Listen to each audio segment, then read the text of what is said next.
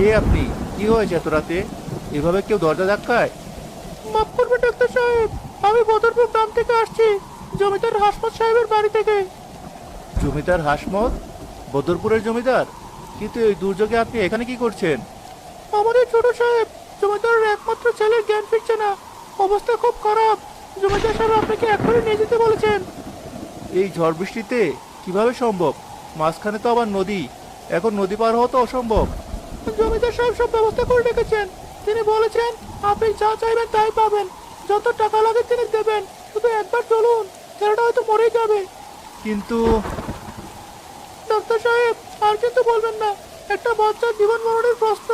আপনি তৈরি হয়ে নিন, নদীর ঘাটে আপনার জন্য লোক আর নৌকা অপেক্ষা করছে। ঠিক আছে, আমি আমার ব্যাগ গুছিয়ে নিচ্ছি, আপনি বাইরে অপেক্ষা করুন।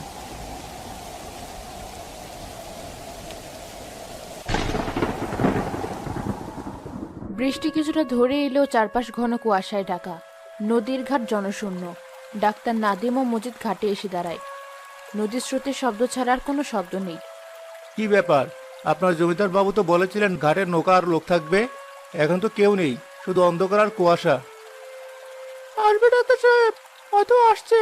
এই ঘাটটা ভালো না, রাতের বেলা কেউ এদিকে ঘেঁষতে চায় না। ভালো না মানে? কি বলতে চাইছেন আপনি, খুলে বলুন।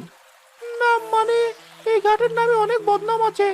লোকে বলে এই ঘাটের নাকি। মজিদের কথা শেষ হওয়ার আগে ঘন কুয়াশার ভিতর থেকে একটি ছোট ডিঙি নৌকা ধীরে ধীরে ঘাটের দিকে এগিয়ে আসে।